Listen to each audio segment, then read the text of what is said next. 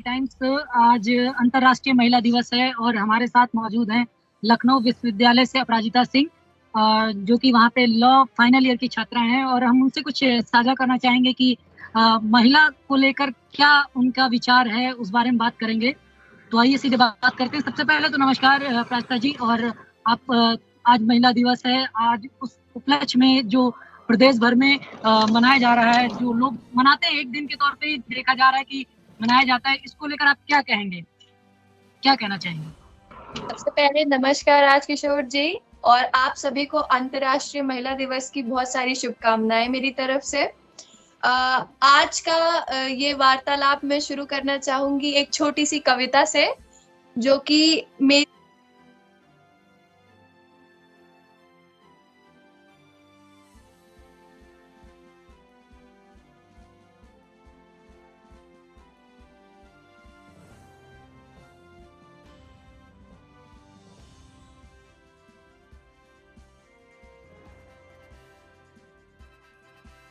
एक टीचर ने लिखी है। उनका नाम है अंकिता सक्सेना मैम, और मुझे अंतर्राष्ट्रीय महिला दिवस पे उनकी ये कविता प्रस्तुत करना बहुत अच्छा लग रहा है, क्योंकि वो मेरी लाइफ की एक बहुत बड़ी इंस्पिरेशन रह चुकी हैं।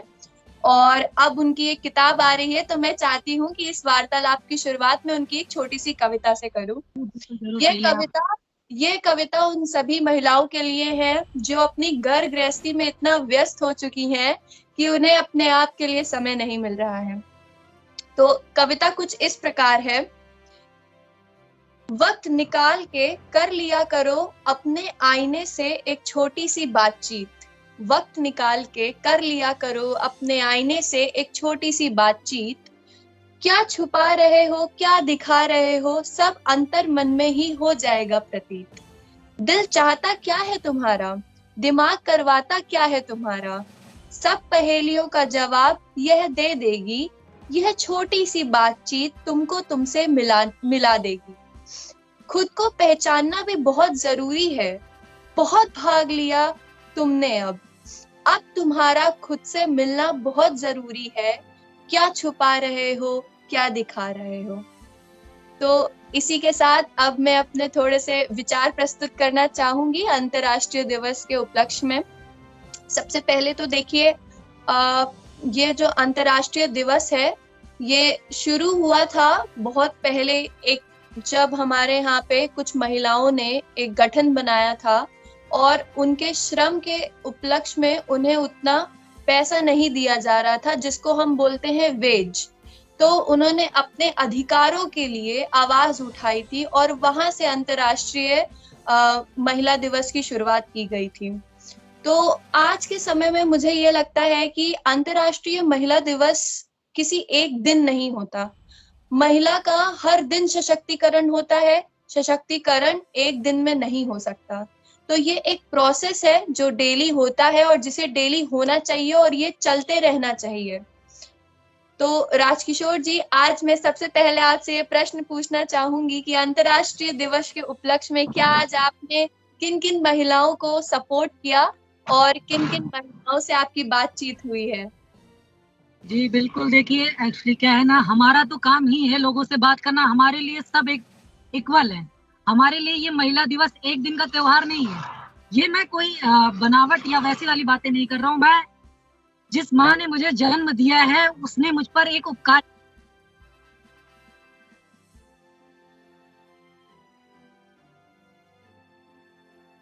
किया है। उस उपकार से ही मैं आज यहाँ पर बैठा हूँ, आपसे बात कर रहा हूँ, लोगों से के साथ अपनी मन की बातें साझा कर रहा हूँ। आज अगर उन्होंने जन्म ना दिया होता तो मैं ये बात कहने के लिए आपके सामने प्रस्तुत ना होता, और ना ही मैं आपसे ये बात कह पाता हूँ। तो सबसे पहले तो मैं उन सभी माताओं बहनों को जो महिला दिवस की बहुत बहुत हार्दिक बधाई। प्लस मैं ये कहना चाहूंगा कि अगर कभी भी मेरे लायक कोई सेवा हो, उनके अनुसार अगर वो कभी मेरी मदद चाहती हो, तो बिल्कुल मुझे कभी भी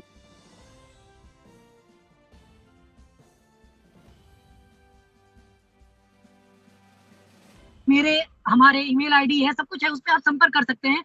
हम छोटे से छोटे उनके मुद्दों को लेकर बातचीत करेंगे, और कोशिश करेंगे कि हम ये सिर्फ एक दिन नहीं, फिलहाल तो आज हम इस डिबेट का पहले दिन एक महिला से ही शुरुआत कर रहे हैं।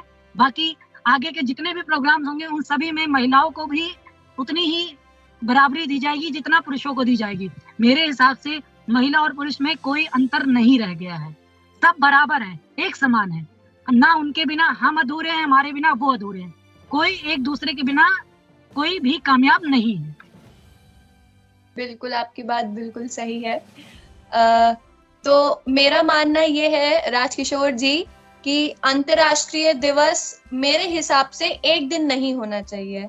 जिस प्रकार एक औरत अपना पूरा जीवन दूसरों के लिए समर्पित कर देती है, उस प्रकार से 24 घंटे, साथ के साथों हफ्ते, 365 दिन भी औरतों के सम्मान के लिए समर्पित किए जाने चाहिए।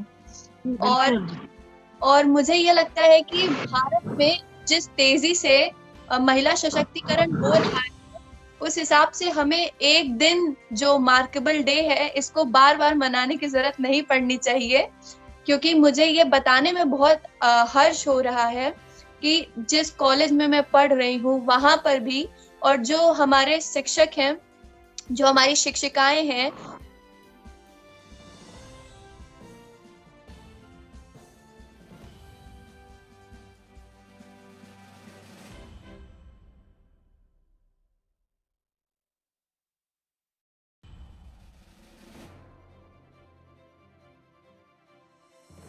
जो हमारा पूरा स्टाफ है उसमें वुमेन्स का बहुत ज्यादा पार्टिसिपेशन है।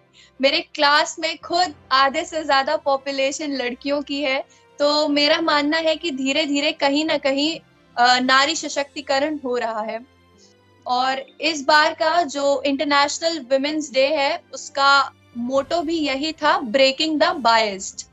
तो मुझे लगता है कि इस मोटो के साथ जो हम चल रहे हैं, कहीं ना कहीं इस चीज को हम अचीव कर रहे हैं, चाहे वो ग्लोबली हो और चाहे वो भारत के रिस्पेक्ट में की जाए।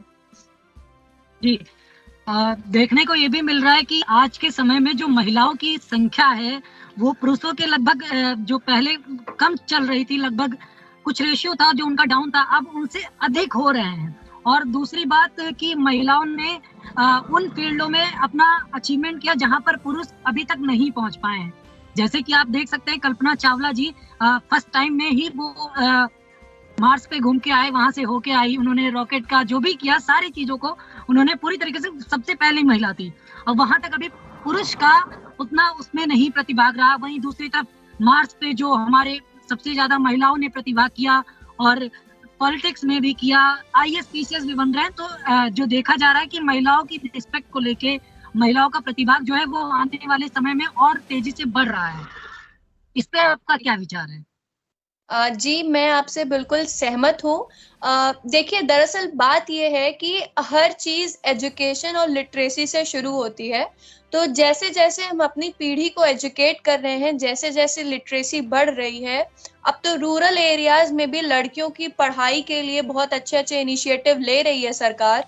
तो मुझे ये लगता है कि धीरे धीरे अगर हम एजुकेशन से शुरू करें तो बहुत सारे बदलाव किए जा सकते हैं, जिनमें से नारी सशक्तिकरण बहुत अच्छा उदाहरण है। इसी के साथ ही साथ जैसे अगर हम देखें कि ग्रामीण क्षेत्र की अगर हम बात करें तो बिहार में बहुत सारी ऐसी छोटी छोटी जनजातियां हैं जिन्होंने, जो पूरी की पूरी महिलाओं द्वारा संचालित की जा रही है, और बहुत अच्छे से उन्होंने एक कॉटेज इंडस्ट्री तैयार की है। अगर आपको याद हो तो अभी यहाँ पे एक हुनर हाट लगा था उत्तर प्रदेश में।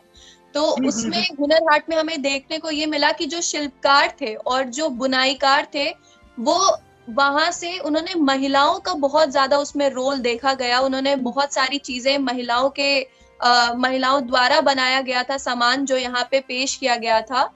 तो हम ये मान सकते हैं कि धीरे धीरे जो रूरल एरियाज है वहां से बहुत ज्यादा सशक्तिकरण देखने को मिल रहा है। अगर आपको ज्ञात हो तो इस बार जो हम लोगों के लोकल इलेक्शंस हुए हैं लेजिस्लेटिव वाले, इसमें भी बहुत ज्यादा प्रधानी के चुनाव में बहुत ज्यादा महिलाओं का देखा गया कि आंकड़ा बहुत ज्यादा था। तो मुझे लगता है कहीं ना कहीं धीरे धीरे हर क्षेत्र में, चाहे वो पॉलिटिक्स हो, साइंस हो, चाहे वो घर से रिलेटेड हो, लिटरेसी से रिलेटेड हो, हर जगह महिलाओं का बहुत ज्यादा रोल है। जी बिल्कुल, और मेरे हिसाब से तो ये भी मानना है कि महिलाओं के बिना परिवार अधूरा है। भाई परिवार बनकर चलता है, और अगर महिला ही नहीं है तो परिवार अधूरा ही रह जाता है। आप एक परिवार में जो माँ की जिम्मेदारी होती है वो कोई और नहीं निभा सकता है। इसको लेकर आप एक कुछ बात बताइए हमें जो अनोखी हो, लोगों को प्रेरित करे। देखिए, मैं ये कहना चाहूंगी कि बिना एक औरत, बिना एक महिला के समाज का निर्माण नहीं हो सकता। जिस जगह पे महिला नहीं है, जिस जगह पे औरत नहीं है, उस जगह समाज इस्टेब्लिश ही नहीं हो सकता। तो मुझे ये लगता है कि जिस तरीके से हमारे लिए एयर इम्पोर्टेंट है, ऑक्सीजन इम्पोर्टेंट है, वाटर इम्पोर्टेंट है, उसी तरीके से एक नेचुरल ब्यूटी जो हमें भगवान ने दी है वो एक महिला है, और वो भी हमारे घर के लिए बहुत इम्पोर्टेंट है। तो आपने जो ये बात कही है कि महिलाओं से रिलेटेड परिवार में, इसके लिए एक छोटी सी पंक्ति है, ध्यान दीजिएगा। हाँ, एक लड़की हूं मैं, ये एक कविता है जो अंकिता सक्सेना मैम ने ही लिखी है, और मैं सभी श्रोताओं से ये अनुरोध करूंगी कि उनकी एक बुक भी आ रही है नारी के ही ऊपर, नारी स्वरूप करके, तो आप उसे जरूर पढ़ें। उसमें छोटी छोटी महिलाओं के लिए कविता है, मोटिवेशनल कविताएं हैं। तो क्योंकि वो मेरी एक बहुत बड़ी इंस्पिरेशन रही है, तो मैं मानती हूँ कि वो आप सबके लिए बहुत बड़ी इंस्पिरेशन है। और साथ ही साथ मैं, क्योंकि मेरी जो माता जी है वो खुद ही एक टीचर है, तो मैं अपने मेरा घर ही इतना सशक्त है, मतलब हमारे यहाँ नारियों का इतना वो है, वर्चस्व है, कि मैं आज आप लोग के सामने बैठ के नारी सशक्तिकरण पे बात कर रही हूँ। तो कविता कुछ इस प्रकार है। हाँ, मैं एक लड़की हूँ, समाज के लिए नारी, परिवार के लिए फुलहारी। हाँ, एक लड़की हूँ मैं, माँ की छवि, पापा की प्यारी, भाई की शैतान बहन, घर का चलता फिरता रेडियो। हाँ, एक लड़की हूँ मैं, दादा दादी की प्यारी, नाना नानी की दुलारी। हाँ, एक लड़की हूँ मैं, टीचरों की क्यूट, स्कूल की ब्यूटी, सहेलियों की जान, कॉलेज की शान। हाँ, एक लड़की हूँ मैं, मायके की शान, ससुराल का मान, सास ससुर का अभिमान, पति की पहचान। हाँ, एक लड़की हूँ मैं, एक लड़की हूँ मैं, फिर भी क्यों जरूरी नहीं हूँ मैं इस समाज के लिए, फिर भी क्यों पैदा होने से ही पहले अक्सर मार दी जाती हूँ मैं, फिर भी क्यों वंश शब्द से हारी हूँ मैं। लेकिन मैं आपको एक बात बता देना चाहूंगी कि ऑनरेबल सुप्रीम कोर्ट ने अब राइट टू प्रॉपर्टी विमेंस के लिए भी कर दिया है, तो भी आधा हिस्सा मिलेगा भाई। ये भी बहुत बड़ी उपलब्धि है महिलाओं के लिए। फिर भी क्यों वंश शब्द से हारी हूं मैं, फिर भी क्यों समाज के बंधनों से बंधी हूं मैं, फिर भी क्यों पुरुष प्रधान समाज में जकड़ी हूं मैं, फिर भी क्यों संस्कारों के दलदल में फंसी हूं मैं, फिर भी क्यों लोगों के जरूरत की चीज हूं मैं, फिर भी क्यों सती सावित्री बेचारी बनी खड़ी हूं मैं। हाँ, एक लड़की हूं मैं, दुनिया से हारी सबकी लाडली एक लड़की हूं मैं।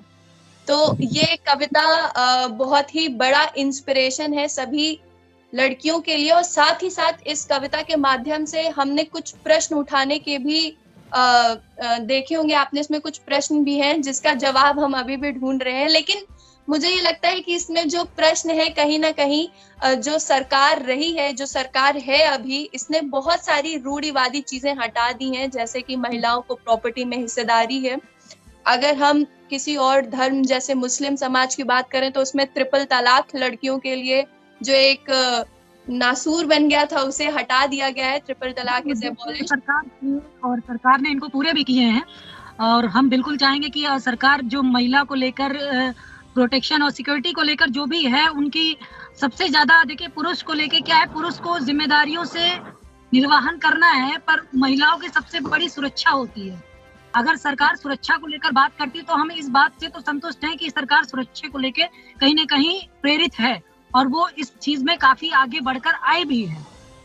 और उम्मीद करते हैं कि ऐसे ही सरकार जो है सुरक्षा को लेकर हमेशा, कोई भी सरकार हो, हमें इसको नहीं मतलब है कि कौन है कौन नहीं, बस मेरे कहने का सिर्फ इतना मतलब है कि जो भी है हमेशा महिलाओं को फर्स्ट प्रायोरिटी दे, पुरुष अपने आप ही वहां तक आ जाएंगे। महिलाओं को देखिए राजकिशोर जी, महिलाओं को फर्स्ट प्रायोरिटी ना दे, बस महिलाओं को इक्वल हक दे दें कि हर चीज में एक पार्टिसिपेशन महिलाओं को है। हमें फर्स्ट प्रायोरिटी नहीं चाहिए, वो तो हम खुद ही बन जाएंगे। हमारे अंदर इतनी काबिलियत है कि हम जहाँ खड़े होंगे वहां हम अपना वर्चस्व खुद ही बना लेंगे, हम अपनी एक पहचान बना लेंगे, लेकिन बस हमें हर जगह एक अपॉर्चुनिटी दी जाए, एक स्टेज दिया जाए जहाँ पे प्रॉपर प्रेजेंटेशन हो वुमेन एंड मेंस का। इक्वालिटी की बात करेंगे, देखिए भारत का संविधान भी यही कहता है कि इक्वालिटी होनी चाहिए, ठीक है। भारत का संविधान ये नहीं कहता कि कोई नागरिक ऊपर है कोई नागरिक नीचे है, तो वो हमारा भी वही मानना है। बस एम्पावरमेंट की बात इसलिए करते हैं क्योंकि देखिए हर जगह हर फैमिली की ये सोच नहीं होती है कि वो अपने यहाँ से लड़कियों को बाहर निकलने दें, तो हम बस मांग ये करते हैं कि लड़कियों को अपॉर्चुनिटी दी जाए। हमें किसी से आगे नहीं निकल रहा है, हमें अपने आप में खुद इतना सशक्त होना है कि हम अपनी पहचान बना लें। तो हम इक्वालिटी डिमांड करते हैं, लेकिन इक्वल अपॉर्चुनिटी के साथ, जो कि घर से शुरू होना चाहिए। मेरा मानना है कि ये जितनी भी चीजें हैं, चाहे वो सुरक्षा हो चाहे वो अपॉर्चुनिटी हो, ये हमेशा घर से शुरू होती है। तो अगर हम अपने ही घरों में अपनी बहन बेटियों का सपोर्ट करेंगे, उन्हें इनकरेज करेंगे कि वो आगे जाएं, वो आगे बढ़ें, वो समाज के लिए कुछ करें, तो ये सपना जरूर पूरा हो सकता है। बिल्कुल बिल्कुल। और हम उम्मीद करते हैं कि आपका जो ये सपना है महिलाओं का, जो ये आपने महिलाओं के लिए बात रखी, ये बातें बहुत लोग सुने और इसको अच्छे से समझें और कोशिश करें कि जितना ज्यादा हो कि महिलाओं को जितना सम्मान दे सके हमारे लिए उतना अच्छा होगा। वो हमारा भविष्य है, हम उनसे हैं, वो हमसे नहीं, हम उनसे हैं। और हम उम्मीद करते हैं कि लोग इसको पसंद करेंगे, इस चीजों को समझेंगे और सही चीजों को निर्वाहन करेंगे। बहुत बहुत धन्यवाद आपका अपराजिता जी। और अगले डिबेट में हम फिर आपसे जुड़ेंगे, कोशिश करेंगे कि कुछ नए मुद्दों के साथ अब आपसे बात करें। बहुत बहुत धन्यवाद आपका, और इसी के साथ नमस्कार आपका। नमस्कार।